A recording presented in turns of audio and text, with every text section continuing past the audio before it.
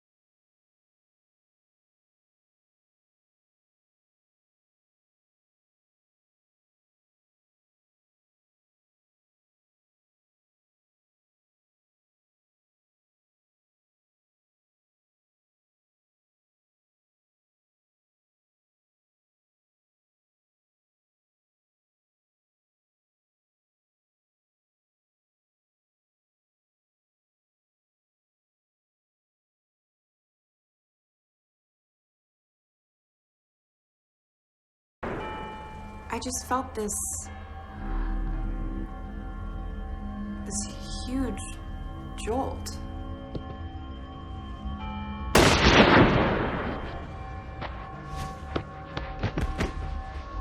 Like I'd stepped on a live wire. Like I'd been electrocuted. Tom said, Baby! and reached out for me, and then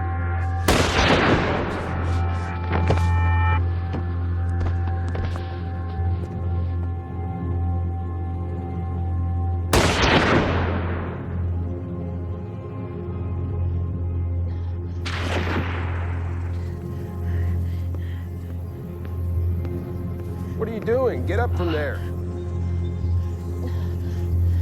Please call a doctor. Get your books. Please help us.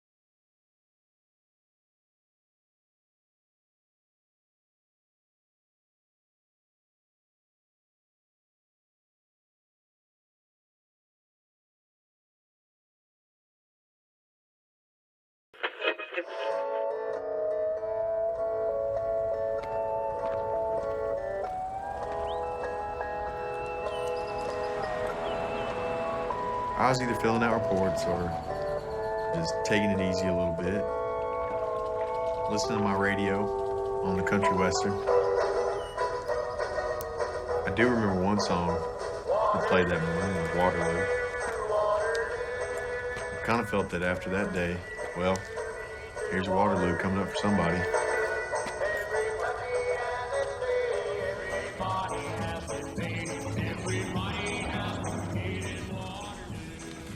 It was hot that day. It must have been 100 degrees. I started making my deliveries, and I heard some sounds, like popping. It sounded like firecrackers.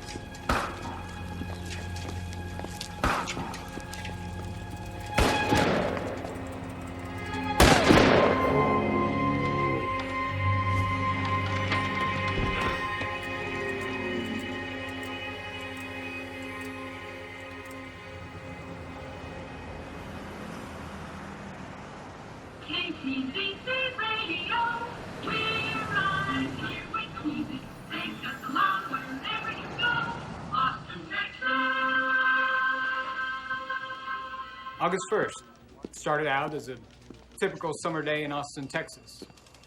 And it was a day that you sat around, frankly. And we were trying to decide, okay, what do we cover today? Then the radio called my number, and I was trying to make out what they were saying, but it just wasn't coming through. I can't make out what you're saying. You keep cutting out now. Finally, I deciphered University of Texas. So I just said I was headed toward the University of Texas. We had police radios, of course, throughout the newsroom. We have a shooting or gunshots at the University Tower. And then within seconds, We need all units we can at the University Tower. there's a guy on top of the tower, and he's shooting at people. And they're dispatching officers as best they can to the scene.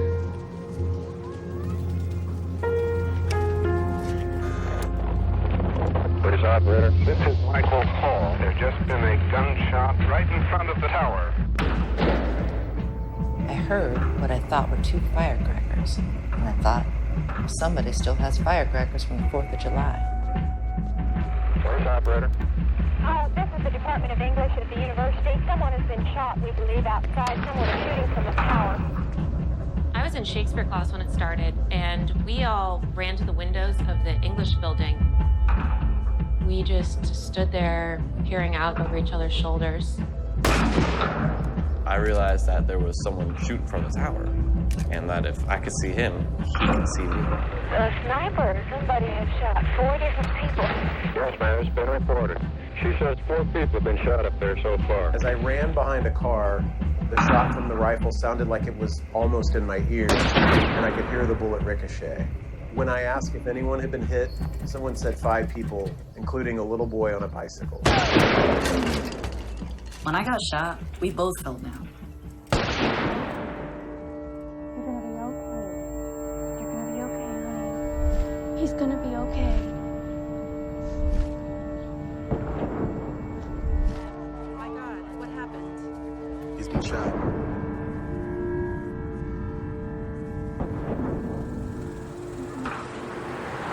I had been working at the University of Texas Co-op since 8:30 a.m.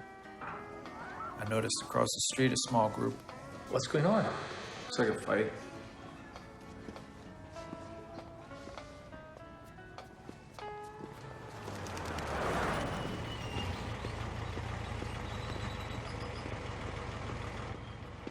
I got across the street and found the boy had been shot.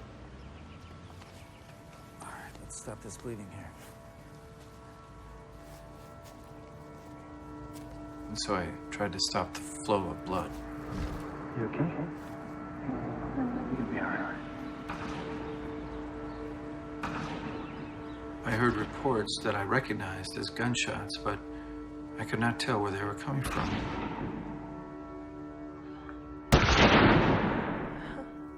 I didn't know what had happened at all.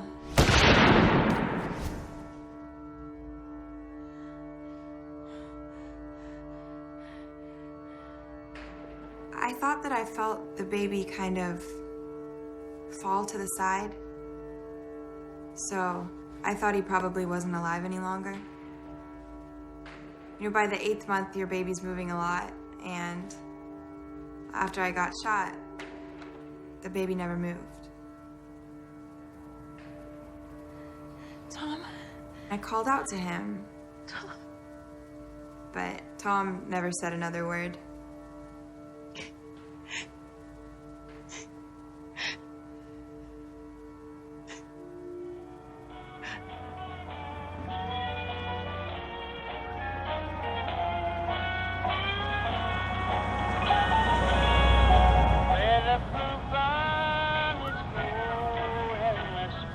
You know, I thought it was already over with.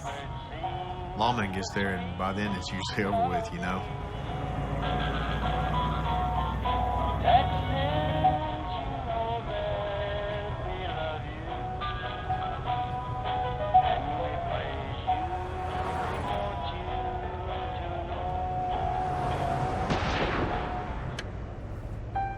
Then I finally realized something was happening that I ain't never seen before.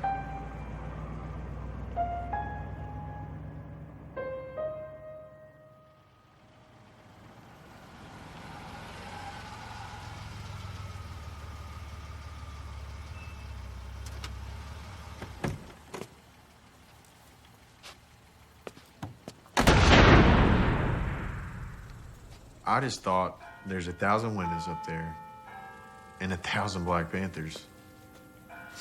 A revolution. And the hair just stood up on the back of my neck. And I'm gonna say I was scared. He was bigger than me. There's a guy on top of the tower, and he's shooting at people. I told the disc jockey on duty, I said, give us some news intro music and throw it to me.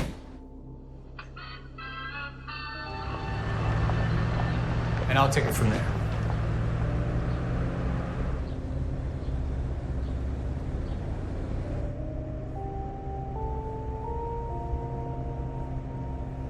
I began my broadcast as I was driving up to the tower. This is Neil Spelson, Red Rover, on the University of Texas campus. This is a warning to the citizens of Austin. Stay away from the university area. There is a sniper on the university tower firing at will. Well, I was just expecting another routine day. I had dropped my daughters off at daycare. My wife was at work, and my shift didn't start until 3 p.m. Clean look to your carpets. This Austin vacuum rebuilt Hoover beats as it sweeps. This is a KLRN News Bulletin. A sniper with a high-powered rifle has taken up a position on the observation deck of the tower on the campus of the University of Texas. So I got on the telephone. Voice operator. Hey, this is Martinez. Do they need anybody? Pardon me? And I called the station. This is Martinez. Do they need anybody? Captain Martinez is on. You want him to come out? Yes, sir. He'd like you to come on out if you will. Okay, I'll be right over. Okay, that's at the university. Then I called my wife at work, and I said, dear, I'm gonna go there, but don't worry, because I'm gonna go work traffic.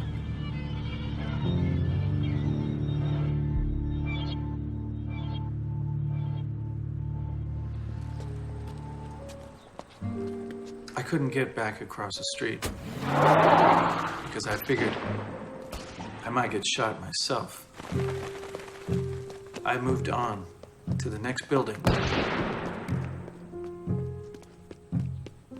I tried to find a telephone to call my wife. My wife knew it was my lunch hour, and I knew that she would worry. So I knew that if I could make it to the tower, that I could make contact with the store and my wife.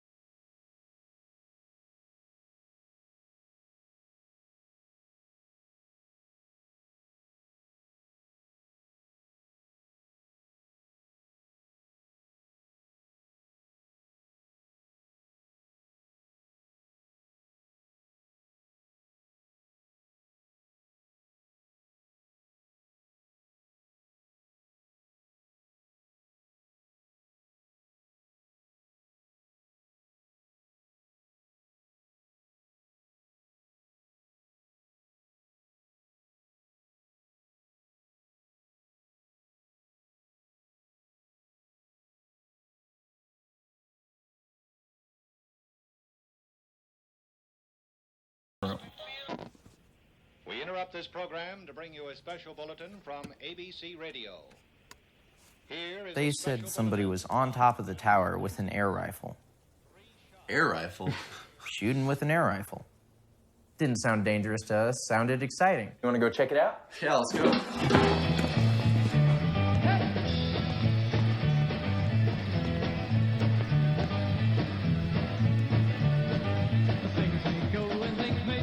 We were just walking down the middle of a road, and a guy waved at us. Get out, you know? Get under cover. Get out of the street.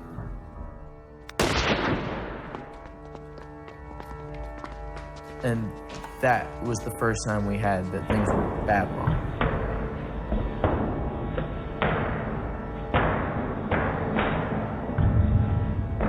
By the time that James and I had walked onto campus, I'm sure over a dozen people had been murdered. And we didn't know it. This is a KLRN News Bulletin. A sniper with a high-powered rifle is firing at persons within his range. All Austin area residents are warned to stay away from the University of Texas area. It's an unbelievable sight. The serene University of Texas campus, a temperature approaching 100 degrees now, and a madman located on top of the university tower, firing and shooting at any movable target that he can see. The shot that hit me bypassed me and ricocheted off the building. Everybody was in a state of panic. Then what happened? Then everybody ran. It's like a battle scene. It's like, and another shot. There are two different kinds of shots. Apparently, police are returning the fire now. I got lucky, considering what happened to other people. There's no report as to who this man may be or what he's doing up there or what prompted this apparent madness. We passed the steps to the undergraduate library. As we were about to the corner, he shot. And I lay there for about, probably 15 or 20 minutes. We didn't know who was being killed. Students on campus were being shot. People were dying. It was just chaos. I was looking through the binoculars when all of a sudden I realized he's pointing that rifle right at me. I couldn't believe how close I'd gotten to being shot. We can see the movement under the clock on the south side of the University of Texas Tower, and police are returning the fire. There's this guy who's shooting at everyone he can see. What is the matter with him? The man is located on the University of Tower observation deck below the clock, which now shows 12:25, and is shooting. He's shooting our direction. There was a lot of suffering, and we were helpless to do anything about it. I see all of this blood, and I think, I didn't get a chance to say goodbye to my mom and dad, or anything.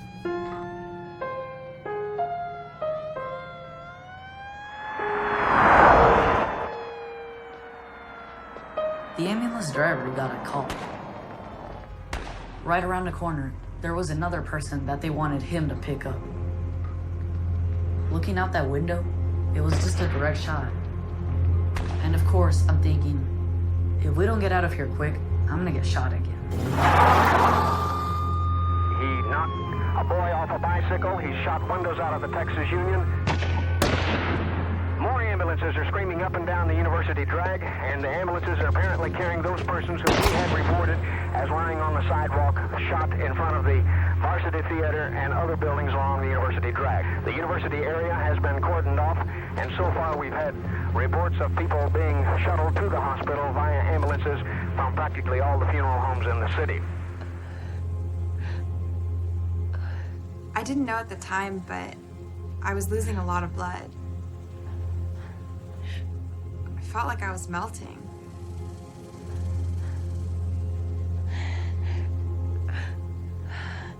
The heat was just deadly. The pavement was so hot that it was burning the backs of my legs. There's a bunch of students, and I just hollered out. Anybody got a rifle? Some old boy said he did.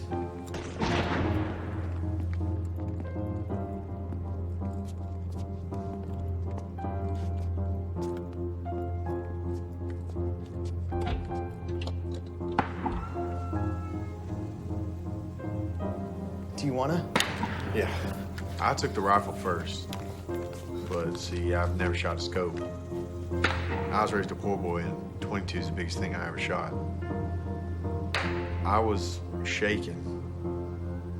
And what it was is, it wasn't a nervous shake. It was the wobble. Yeah, the wobble. I just couldn't get the crosshairs to center in on nothing.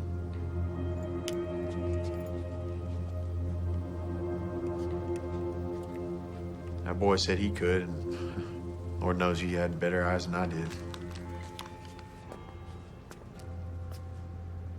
We were in Parlin Hall when Billy Speed was shot. My God, he hit the cop. Billy Speed. I glanced down and I saw Billy get hit. Billy! We have a man here just came from the base of the tower. What's your name, please, sir? Leland Hammond. Better duck down a little bit here. You were standing beside the policeman when he was shot?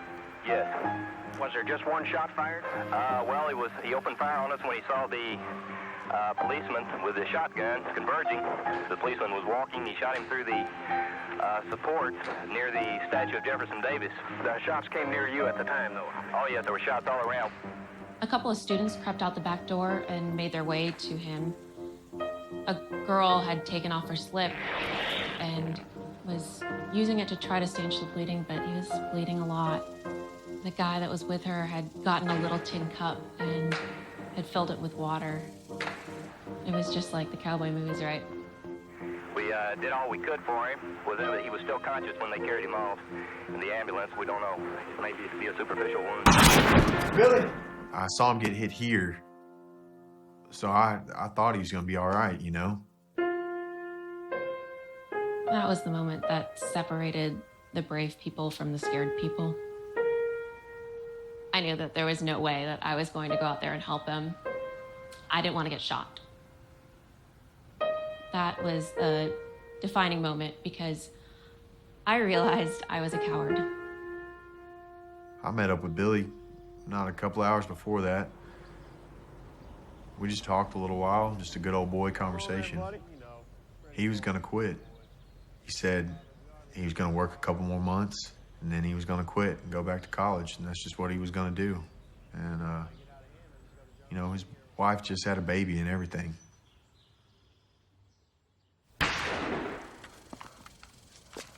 If I see someone... He asked me, he said... Do I shoot him? And I said, you shoot the shit out of him.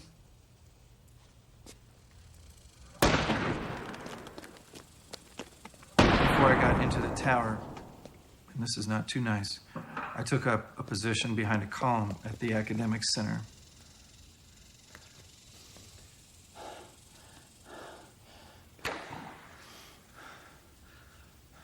And I gave him the Italian digit.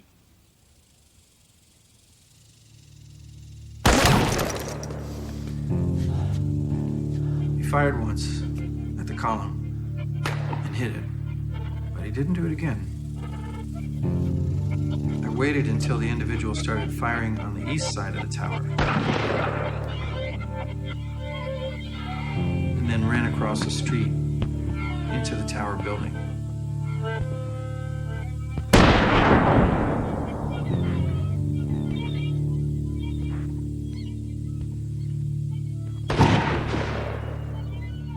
You could see the bodies lying on the campus, on the main mall. And we knew then that there was nothing that could be done from that office. So we were inextricably drawn closer.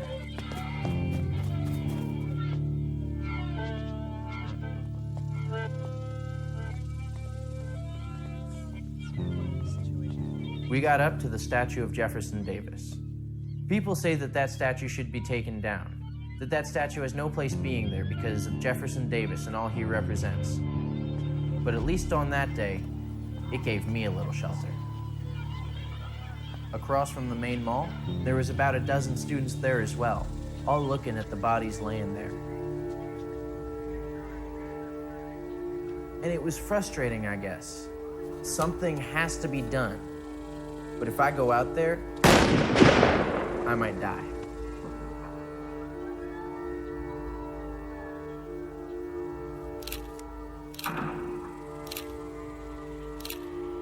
It was like a frozen snapshot. Obviously, some people were still alive and hiding behind small things. A couple people seemed really dead. I've never seen a dead body. I didn't care if they bombed the tower. I just wanted a plane to come and take that guy out. What else did you see as you came through the campus? Did you see any other injured persons? There are several people laying out on the mall at this time. 3 of them may be shot. and the others may just be laying there. A woman was lying on her back on the mall, and she was obviously pregnant and in obvious pain. It was hard to watch her and to know that no one could get to her without being shot themselves. Under the base of the tower, there were a lot of people there. And they were yelling. They were saying, "We've got to help that pregnant woman." And then somebody else yelled out, "No, we've got to help the ones that there's still hope for." So I thought, well, I probably wasn't going to get help. Has any effort been made to try to get those persons out? Another shot. He's still firing repeatedly from the University Tower. I was trying to figure out what was happening. I didn't feel pain. It felt more like something really heavy was pressing down on me. I thought it felt like an invasion from outer space because I felt like I'd been shot by some kind of antimatter gun. It felt like that's what was happening.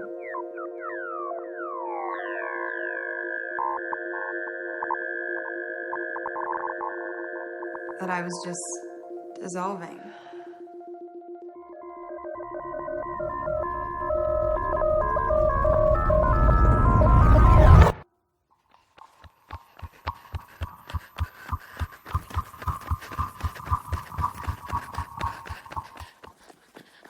Then, at some point, a girl ran up. Please, are you all right? Let me help you. She came up and kind of knelt over me. And her hair, it was spread and coming down.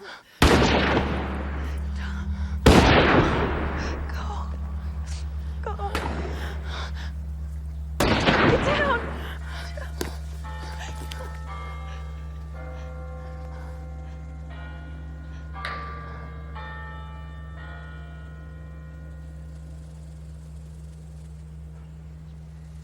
What's your name?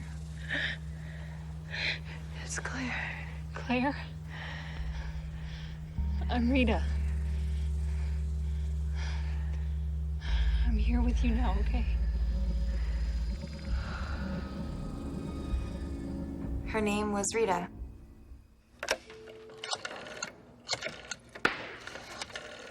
I tried to call the store and my wife. The lines were busy.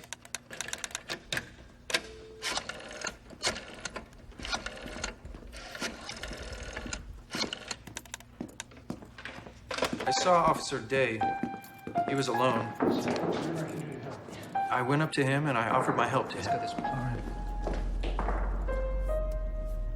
As it went on, I moved forward a little bit more, kind of inching around, getting a little bit different viewpoint, that sort of thing, as we kept broadcasting. I think it's kind of a natural instinct. Hey, I gotta get closer. I gotta see what's going on. We are not sure that the police are returning the fire, but we do hear the shots. And we do. But I wasn't. Believe me, I wasn't trying to put myself in harm's way. Under the clock on the south side of the University of Texas Tower, and police are returning the fire. I saw this airplane circling the tower. It was a single-engine, small airplane. But the drafts of the heat and the wind, the airplane just couldn't get a steady shot of the sniper.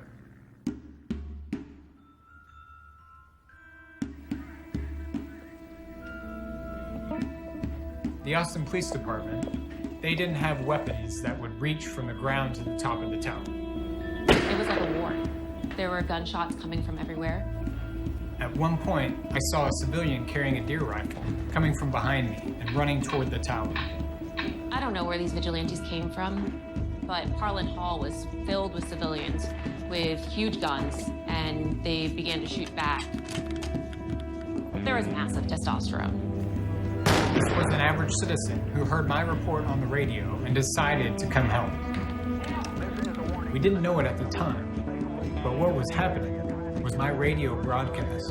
The feeds were made to the radio networks and to all the other news outlets around the country. At approximately 12:15, the phones at 2UBC began to ring with requests for phone reports to radio stations all over the North American continent. Reports were recorded for radio stations in Anchorage, Alaska, Halifax, Nova Scotia, San Diego, California, and even from Honolulu, Hawaii. Repeating, a sniper with a high-powered rifle has taken up a position on the tower at the campus of the University of Texas. All over the United States, radio stations were calling in to get a report of what's going on in Austin. You are looking at the University of Texas Tower in Austin live. There is a sniper, or more than one sniper, located on that ridge right there under the clock. One boy was shot while sitting in the Union through the window. 2 others have been reported shot on the drag, Guadalupe Street. There are people hiding behind trees all over the University of Texas campus. Several are pinned down behind retaining walls in front of the main building. People are warned to stay out of the University of Texas area. This is a live camera coming to you from KLRN Channel 9. I really didn't know what to expect. Observation deck below the clock and is shooting. He's shooting our direction. We just saw fire again. It's a battle now. It's a battle between the sniper and the police. I could hear all the shooting, hear the sirens. I knew it was a disaster, so to speak, because the only ones with sirens were ambulances. I saw Officer Martinez there at 21st Street, Martinez! Hey, officer! and I hollered out to him, but he didn't hear me.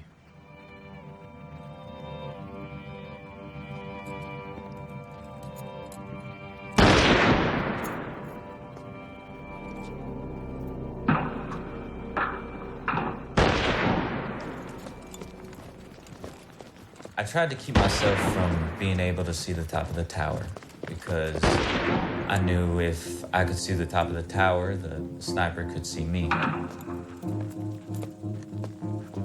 I ran until I got to the South Mall by the Jefferson Davis statue.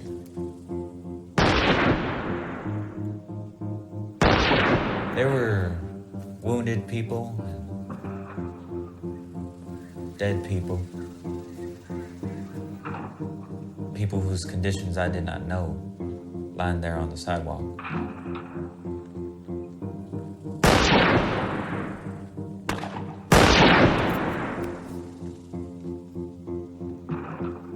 There was a pregnant woman that was twisting and wilting in the hot sun. My training in the Army had taught me you establish a command post right away. Then you organize an assault team.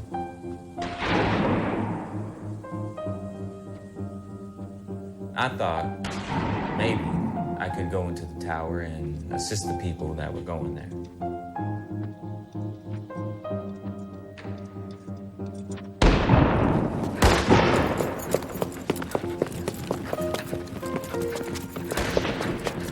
My mission was to get into the tower. Don't worry now. We're gonna be okay.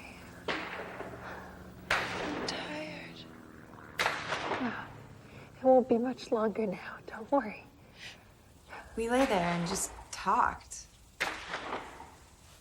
which was kind of wonderful because it kept me conscious.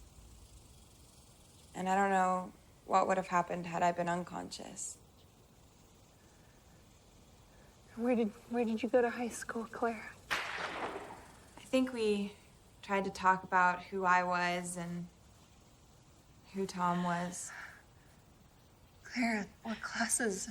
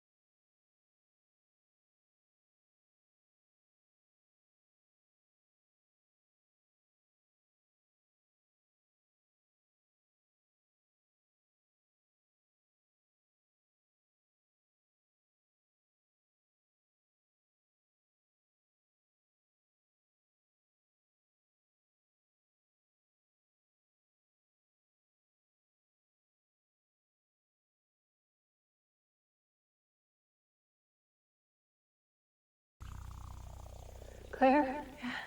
Can you hear me? Yeah. Yeah. It's a good girl. You're okay. I picked up the phone and dialed the first number. I got a busy signal because everything was jammed. I just needed to get upstairs and find out what the game plan was.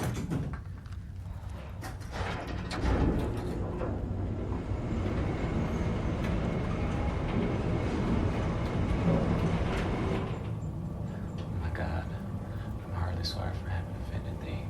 I detest all my sins because of not just punishment, most of all because they offend thee.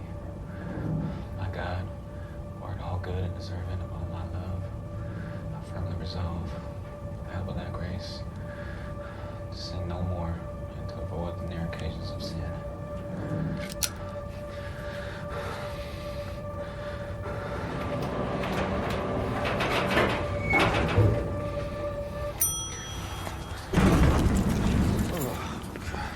What's going on, Jerry? Hell, I don't know.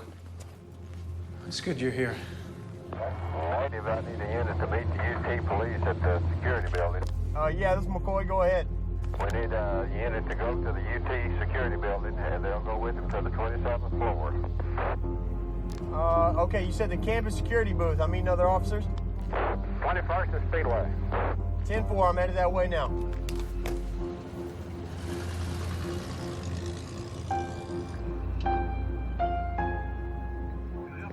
Here comes Connor, Shoquist, Shepard, and Moe, and they had tear gas guns.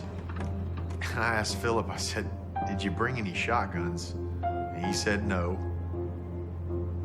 Wished he had.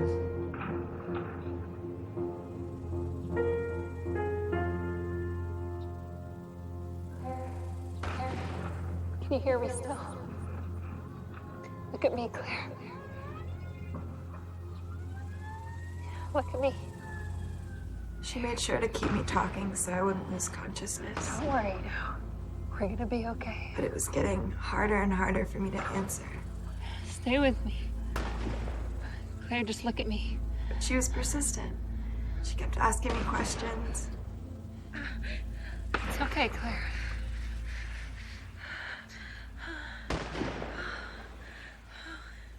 It was beautiful. A selfless act. I know it hurts. Just hold on a little longer. You know, the sun was directly overhead. I was dressed in all black, like an idiot, and I suddenly began to feel dizzy, nauseous. I was sick to my stomach, and I was losing my coordination. She was so pregnant. I could see her move. I knew she was shot and hurt. I crawled underneath the hedges into the shade, where it's a lot cooler and quieter. It was endless waiting, endless terror, disappointment, and hopelessness that you're not able to do anything to make it stop or to help the people that are suffering. Every 15 minutes,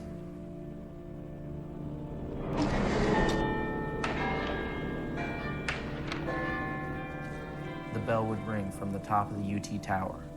And I'd think, that's 15 more minutes. 15 more minutes they were out there on that hot concrete. I think I just wanted to close my eyes. I tried not to move. Just stay still, it'll be okay, all right? I tried to just act like I was dead so he wouldn't shoot me again. The concrete was so hot that at some point I just decided I can't take it anymore.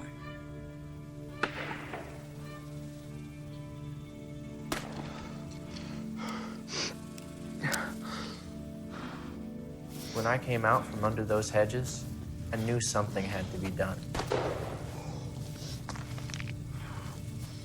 Someone had to go out there and get them.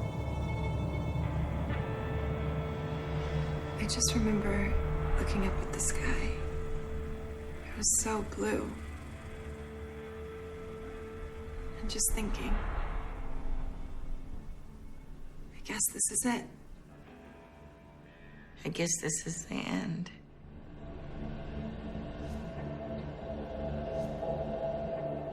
That's when I decided to go out there.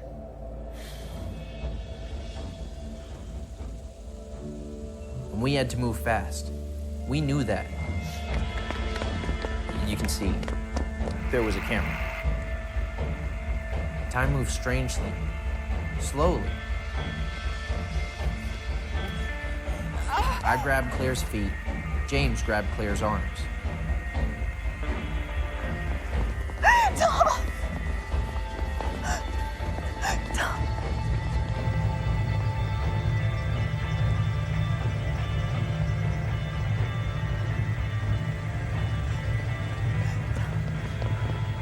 I've never been more scared. I've never been more scared. And we ran them off. We ran her into safety to behind the hedge and set her down. And other people took her where the ambulances were. There's a cold spot that I can feel on my back right now. And when I think about it, it's about the size of a grape. It's all halfway up my spine. It's halfway between my shoulder blades. And it's the place I expected the bullet to come in. If I was hit. As I went down the stairs, the glasses slowly, I was sweating like a pig. The glasses slowly came off my face. Everything was turned into a complete blur for me without those glasses. And I couldn't see a thing. I had to go back out from cover again to pick up my glasses.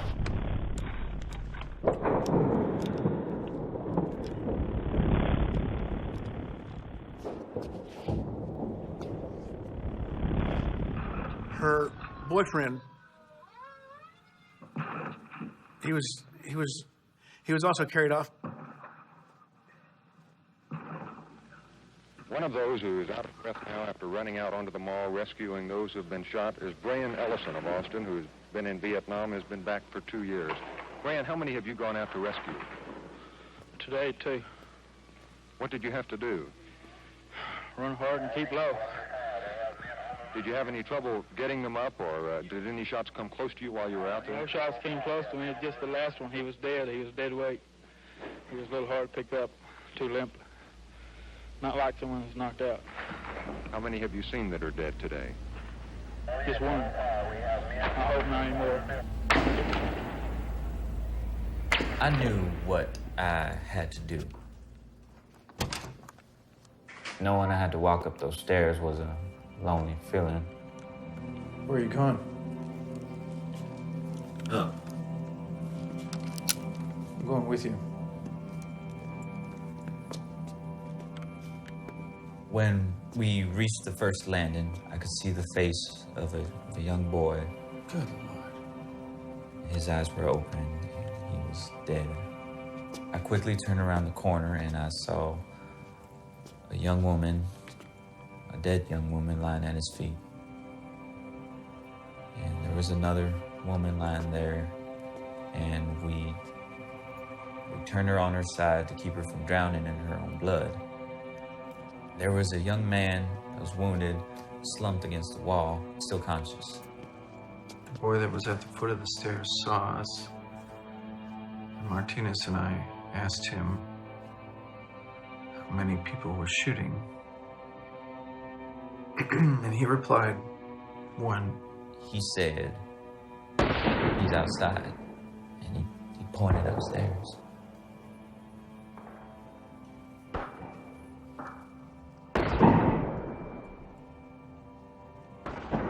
So are we playing for keeps? Damn right we are. I guess you better deputize me then. I looked at him and I thought he was an officer from some other agency. Consider yourself deputized. All right, ready? I'll cover you.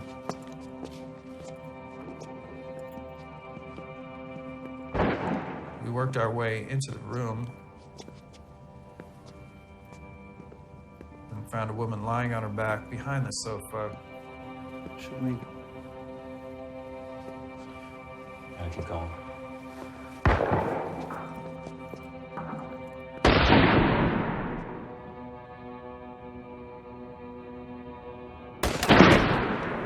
The shooting outside sounded just like rolling thunder.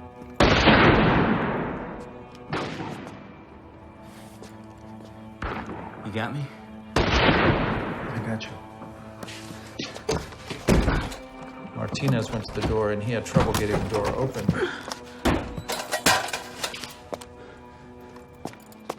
Well, time's passing, but you don't feel like time's passing. Do you understand that?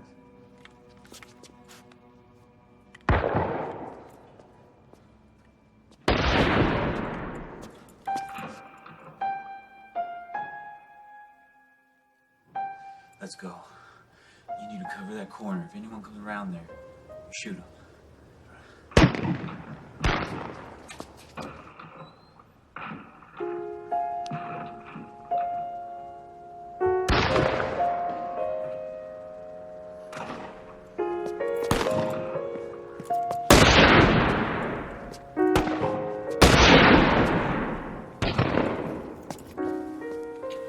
Cover this corner. Your fellow officer went down this way. Crumb said, are you going to go out and help your fellow officer? Guess I ain't got much choice now. What?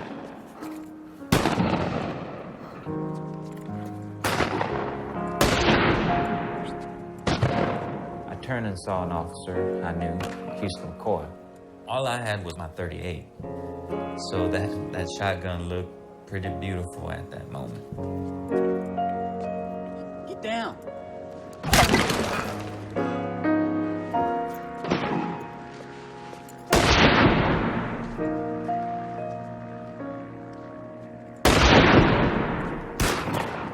The other two officers went this way. I'll cover you. Got it. Picture came in my mind. My boys and my wife. And immediately it went out of my mind. I didn't have the fear of being killed. I really didn't. There was no time to think about fear. Now, I'd be a fool or I'd be a liar if I were to say I was not scared. I was scared. But you put that behind you. You cannot have fear in front of you and do your job. I just knew that I wasn't going to allow anybody to make me dead. I heard the subject running on the walkway. I fired one round in an attempt to stop him. What the hell? I'm sorry. I heard him run the other direction. It's going to take longer to tell you than it did to do it. I emptied my gun.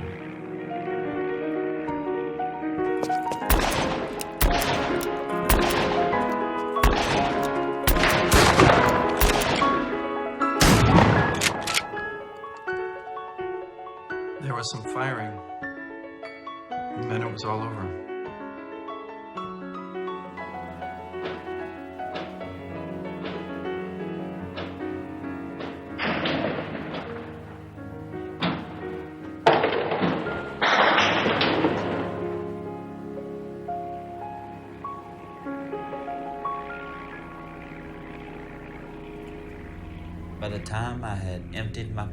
By the time I had emptied my pistol, McCoy fired.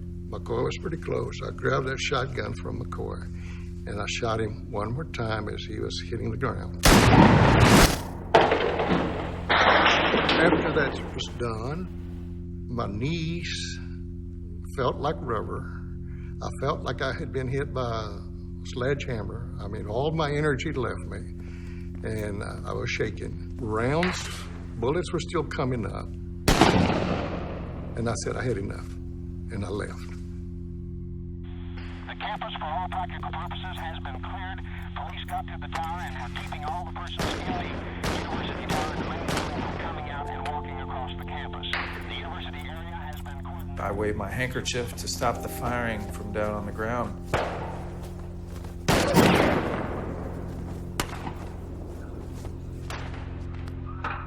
Once that flag waved, I knew it was over then. It was bam, bam, bam, bam. It was just because you had dozens of gunmen firing at the tower from all directions, and they slowly stopped. Ladies and gentlemen, we have this word just into the newsroom. The sniper has been seen waving a white flag on the west side of the building. According to reports just into our newsroom, the sniper has been seen waving a white flag on the west side of the building.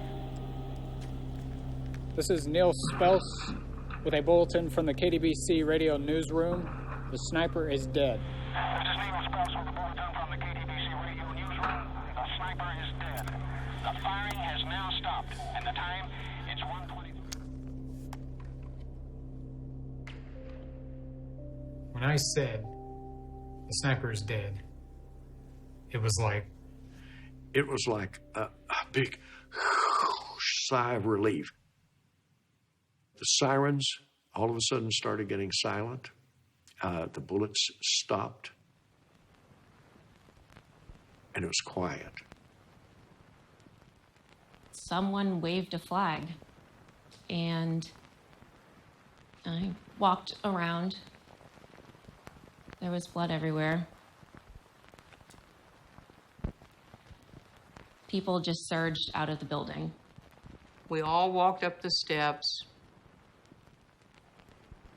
It seems like we filled the mall.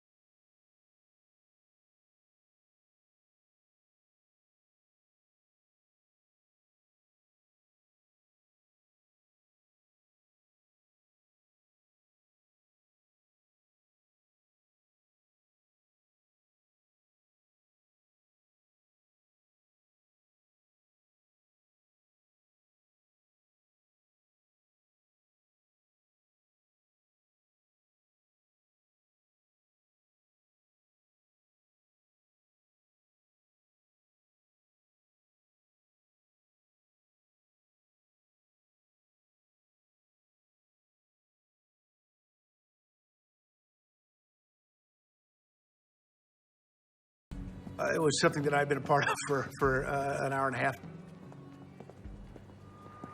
It was done for me. The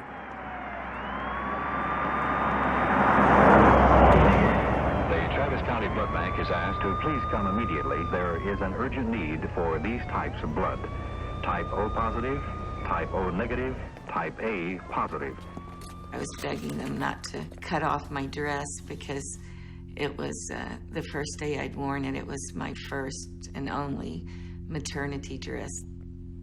It was very beautiful. Tom had helped me pick it out. My dad was working downtown in a shoe repair shop, and then somebody came up to him and asked him if he knew what was going on. My dad said no, and the guy said, well, there's been a lot of shooting going on. He said, yeah, there's a lot of shooting going on. And oh, by the way, your son has been shot and he was killed. He went home, picked up my mom, and the two of them rushed over to the hospital. He did not want to believe that until it was something that that could be confirmed. Whereas my mother was responding, I guess like a mother. My parents didn't find out for several hours that I was okay. It's a madhouse here at Breckenridge Hospital. At least 17 persons are here undergoing treatment. We have had unconfirmed reports that 2 persons have died. We have a list of the names. These names were just given to us by the hospital administrator. The victims have been identified as Oscar Areola, Billy Speed, Robert Boyer, Paul Sontag, Roy Schmidt, Billy... No, hold it on. Hold just a minute. This is all over at the newsroom. Go over that list of names again, please. One of the people who came rushing in to our newsroom to help out was Paul Bolton. He had gone into semi-retirement, and I had taken over his position as the television news director. Paul was working there in the newsroom when Joe read the list of names, and Paul reacted dramatically at that point. Roy Schmidt, Billy... No, hold it on. Hold just a minute. This is all over at the newsroom. Yes. Everyone is interested in that list of names. I think you have my grandson on there. Go over that list of names again, please.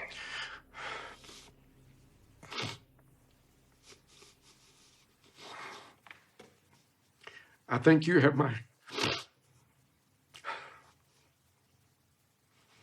I think you have my grandson. I think you have my grandson on that list. And Joe said, okay, I'll do that. And he went through the list again. And yeah, it was his namesake grandson, Paul Bolton Sontag, who didn't know at the time if he'd been killed, but he was. Frankly, I just broke up now. I think it's because I have grandchildren.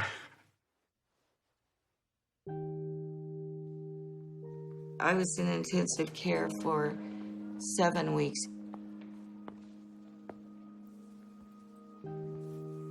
Rita came to see me when I was in the hospital. How are you feeling?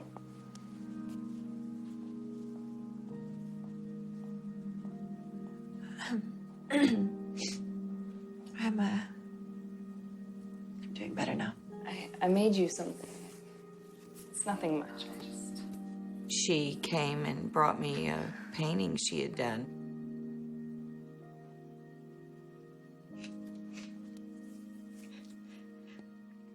I was just, incredibly touched by her bringing that, and I think that's the only time we saw each other after that.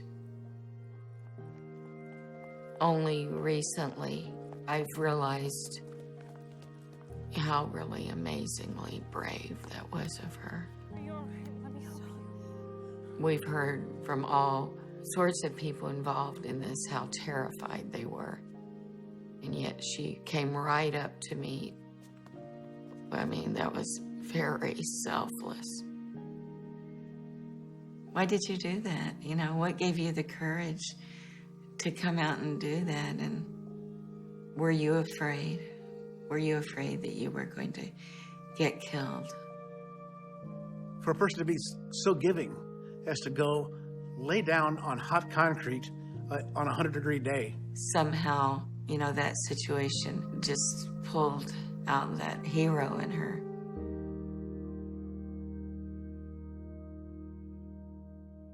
There's a special place in heaven for people like that. She's a wonderful woman. As our various reporters and photographers were bringing the film back for processing, we were getting their stories and their information. As we got a fuller picture of where the damage was and looked at the film, it was even more horrifying than you could imagine. KTBC Television News now presents a special program on today's mass murder in the capital city. Here is KTBC television news editor Neil Spells. Good evening. One of history's worst mass murders occurred here in Austin today. By official count tonight, 49 persons were hit by gunfire. There are 16 dead and 33 injured. It started last night when a man reportedly killed his wife and his mother. That same man apparently rounded up an arsenal and supplies this morning and then went to the observation deck of the University of Texas Tower. It was then that terror rained down from the tower. Charles J. Whitman was shot down at the observation deck by 2 city policemen. The policemen were aided by an Austin man, Alan Crum. The story of how they ended the 90 minutes of terror was told this afternoon at a news conference held by Austin Police Chief Bob Miles. Were you going to shoot as soon as you saw him? Did anybody ask him to surrender or give up or anything before all the firing started? No. As I said just a moment ago, Mr. Crum fired one shot into the west wall. When Officer Martinez looked around the corner, Whitman had his gun leveled down and ready to shoot. Officer Martinez had no way of knowing whether Officer Day or Mr. Crum had already come out and were in a position to be shot. At the news conference, of course, it was McCoy, Jerry Day, Alan Crum, and myself. Did you think you would have to shoot him to what? If you don't mind, I'll do the talking for the group. And if I'm wrong, Mr. Martinez can stop me and correct me on it. The reporters asked questions, and Chief Miles answered all the questions. We were just there for show and tell, so to speak, because he handled it. The man here beside me is Alan Crum. He was deputized to go up on the tower with the 2 policemen who ended the gun battle. You got me? I got you. Mr. Crum, could you tell us how you happened to be in the tower building in the first place?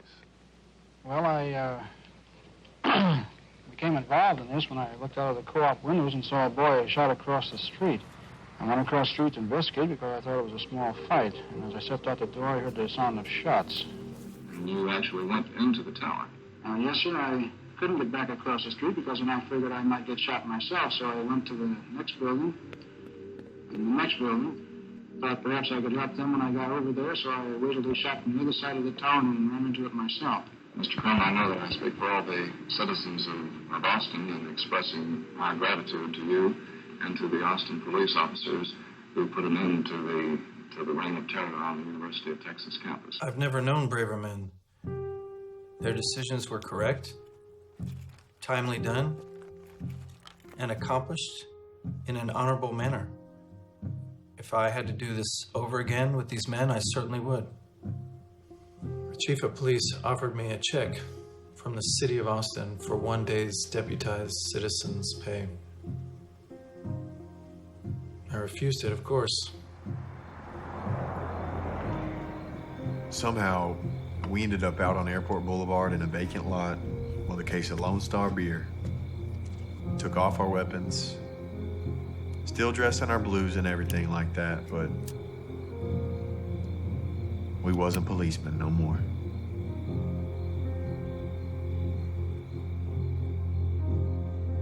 If I would have just gone in, if I had just gone right up that elevator, press that button to the top floor,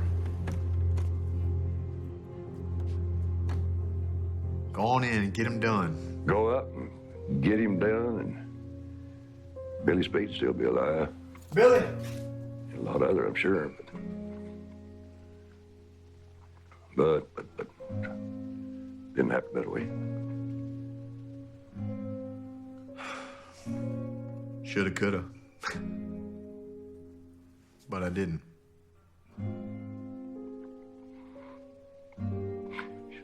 Shoulda, I coulda, shoulda, shoulda, coulda, but didn't. So, I don't know.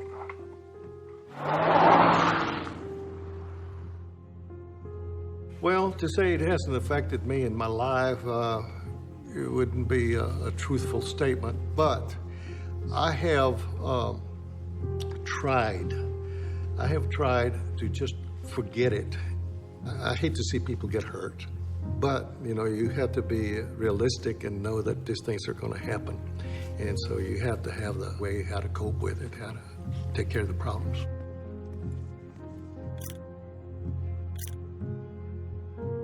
If somebody would have asked how you feel, and well, I'd say no words. Something I've been asked that before. How did it make you feel? And then I kind of have to say, well, how would I describe the colors of a rainbow to a person born blind? And you can't, because there ain't no words. I don't know.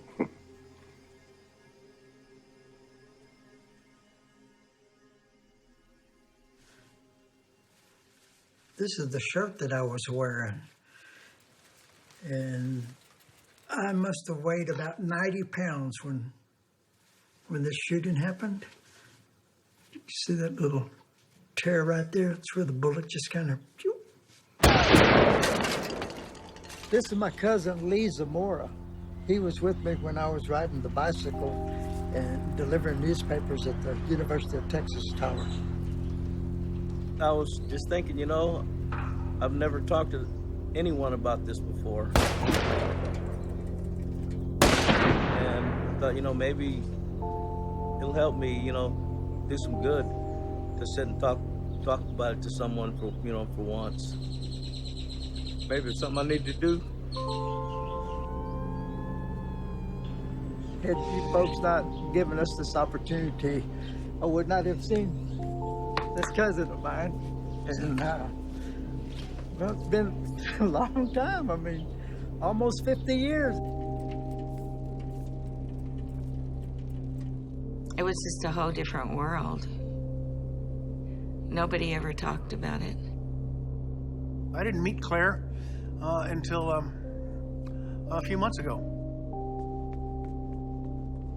I never knew who Artley was. I finally decided maybe he was just an angel or something.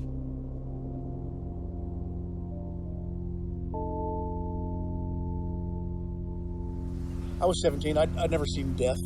I didn't know anything about guns. It was nothing but a big, raw, gaping wound, you know, in my psyche and my memory. There's been a passage of time, and it's still raw, but it's not as raw as it once was.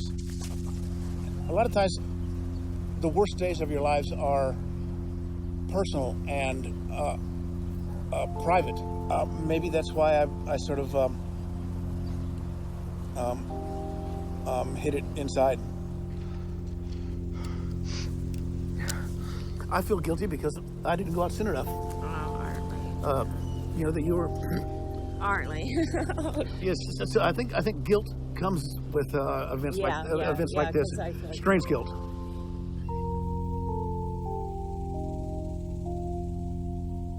UT was closed for one day. That was it. They came in and cleaned up the blood. I think the university should put up a memorial. There's still lots of family and lots of friends of people that were killed and injured. Paul Sontag, Claudia Rutt, Robert Boyer, Billy Speed, Roy Schmidt, Edna Townsley, Marguerite Lampour, Mark Gabor, Thomas Ekman, Harry Walchuk, Thomas Ashton, Thomas Carr, Karen Griffith, David Gumby, and my baby. They said I could have babies, but I never got pregnant. But I got to adopt my child. I adopted my child, Sirach. He was born in Ethiopia, and I adopted him when he was 4, and he's now 27. I mean, Sirach was a wonderful child, and there are times, even though his skin is brown and mine is white, there are times when I absolutely cannot remember that he didn't come out of me. But the baby, I dreamed about him from the beginning, and I still have dreams that I found him, and I have him, and I'm so happy. But then I look away or something, and he's gone.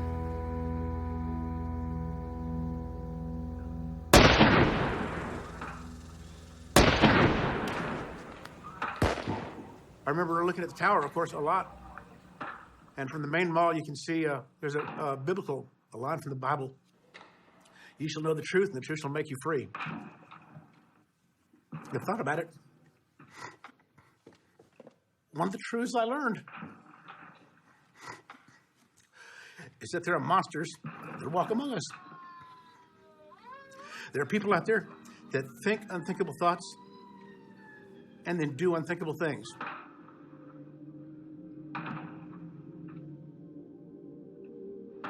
Through the years, he remained largely kind of wooden in my mind, but the longer I've lived and the more I've seen these precious little children who grow up and do sometimes horrible things, the more I have come to think of him as a very confused, very damaged young man. He died at about 25. There's a picture of him standing at 3 years old holding a rifle on either side on the beach. I just think of him, he was that 3-year-old who would have been sitting in my lap. You know, I'm a teacher, and I love that age. So much promise and so much hope. How can I hate somebody like that? I can't hate him in spite of the incredible damage that he's done. I can't hate him. I just can't do that. Do you forgive him? I forgive him, yes. How can I not forgive? I've been forgiven so much.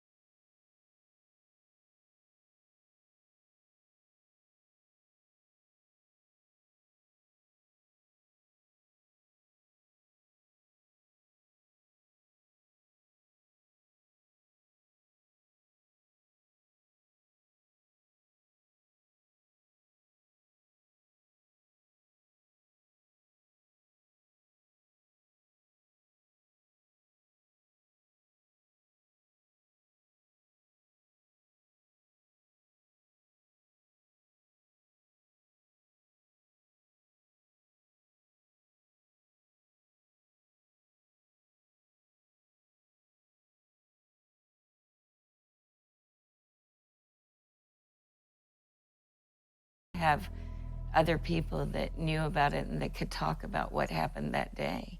That's what was painful. And so that's been very healing. You know, just the little things make a huge difference in a big thing like this.